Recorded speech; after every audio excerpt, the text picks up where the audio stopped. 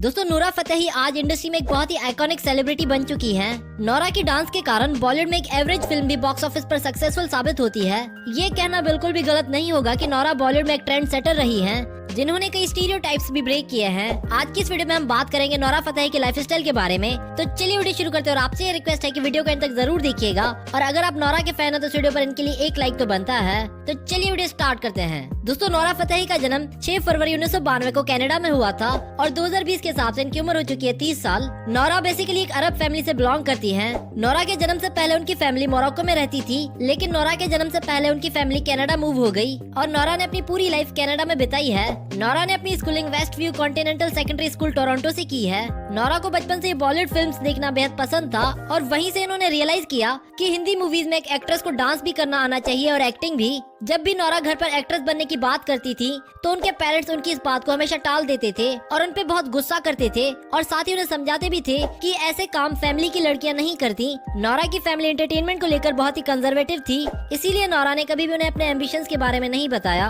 और घर पर चुपचाप करके डांस प्रैक्टिस किया करती थी। नूरा पेशे से एक डांसर, एक्टर, प्रोड्यूसर और मॉडल हैं। चलिए दोस्तों बात कर लेते हैं नूरा के कैरियर के बारे में। आपको बताते चले कि नूरा ने डांस के लिए कभी भी कोई प्रोफेशनल ट्रेनिंग नहीं ली है। इन्होंने हमेशा टीवी पर ही डांस देख कर प्रैक्टिस की है। नूरा ने अपने एक इंटरव्यू में बताया कि वो डांस में बिल्कुल भी अच्छी नहीं थी और स्कूल में सब उनके डांस का मजाक उड़ाया करते थे, पर नूरा फिर भी डांस को लेकर बेहद पैशनेट रही और अपने हाई स्कूल में उन्हें बेस्ट परफॉर्मर के अवार्ड्स मिलना भी शुरू हो गए। नूरा की स्किल्स की वजह से उन्हें एक रेपुटेड आर्ट स्कूल में एक स्कॉलरशिप भी ऑफर हुई और ये उनकी लाइफ का सबसे बड़ा मोमेंट था। स्कूलिंग खत्म होने के बाद नूरा की लाइफ में सबसे बड़ा मुश्किल समय तब आया जब उनके माता पिता का डिवोर्स हुआ और सारी फैमिली की रिस्पॉन्सिबिलिटीज नूरा पर आ गयी। इसी कारण नूरा ने कुछ समय वेट्रेस की जॉब भी की और उसके बाद भी उनका स्ट्रगल चलता रहा।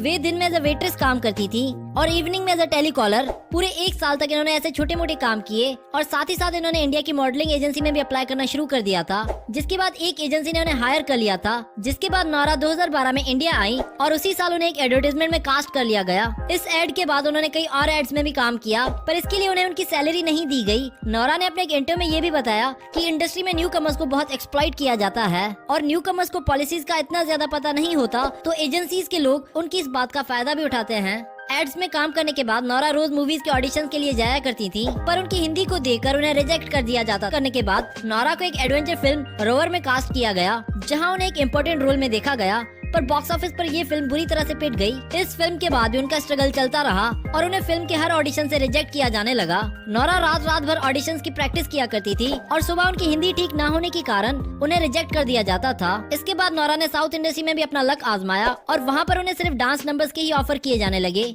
सबने नूरा को यही मशवरा दिया कि उन्हें आइटम सॉन्ग्स नहीं करने चाहिए, क्योंकि उसके बाद सब उन्हें एक आइटम गर्ल की तरह ही देखेंगे।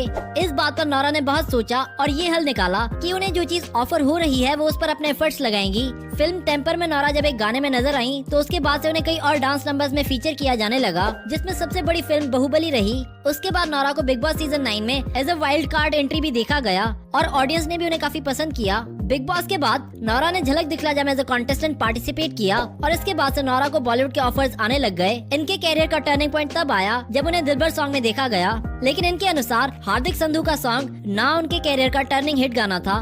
इनके दिलबर सॉन्ग ने यूट्यूब पर फास्टेस्ट 200 मिलियन व्यूज का रिकॉर्ड बनाया और आज इस सॉन्ग पर 1 बिलियन व्यूज आ चुके हैं। दिलबर के बाद इन्होंने एक से बढ़कर एक गानों में काम किया, जैसे गर्मी, कमरिया, नाच मेरी रानी, ओ साकी साकी और एक तो कम जिंदगानी। दोस्तों आपको इनमें से नूरा का कौन सा गाना पसंद है, मैं नीचे कमेंट्स में बताएं। अब चलिए दोस्तों आपको मिलवाते हैं इनके परिवार से। इनका एक भाई है जिसका नाम है उमर फतेही और इनकी फैमिली फोटोज आप अपनी स्क्रीन पर देख सकते हैं। चलिए दोस्तों अब बात कर लेते हैं नूरा की इनकम के बारे में। नूरा एक गाने में काम करने के 50 लाख रुपए चार्ज करती हैं और एक मूवी में काम करने के नूरा 1 करोड़ रुपए चार्ज करती हैं। इसके अलावा नूरा कई ब्रांड्स को एंडोर्स भी करती हैं, जिनसे इनकी अच्छी खासी इनकम आ जाती है। अब चलिए दोस्तों बात कर लेते हैं नूरा की नेटवर्थ के बारे में। 2021 के हिसाब से नूरा की नेटवर्थ है 12 करोड़ रुपए। अब चलिए दोस्तों आपको नूरा का घर दिखाते हैं। वैसे तो नूरा का फैमिली हाउस कनाडा में ही है, पर अपने कैरियर की वजह से नूरा मुंबई में एक अपार्टमेंट में रह रही हैं, जिसमें 3 बेडरूम्स, एक लिविंग रूम, किचन और बालकनी जैसी सुख सुविधाएं मौजूद हैं और इनके इस घर की प्राइस है 18 करोड़ रुपए और इन फोटोज और वीडियोस में आप इनके घर की कुछ झलक देख सकते हैं। अब चलिए दोस्तों आपको दिखाते हैं नूरा की कार्स कलेक्शन।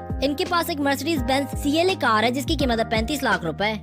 इनके पास एक वोक्सवैगन पोलो कार भी है जिसकी प्राइस है 9 लाख रुपए। इसके अलावा नूरा के पास एक होंडा सिटी कार भी है जिसकी प्राइस है 12 लाख रुपए।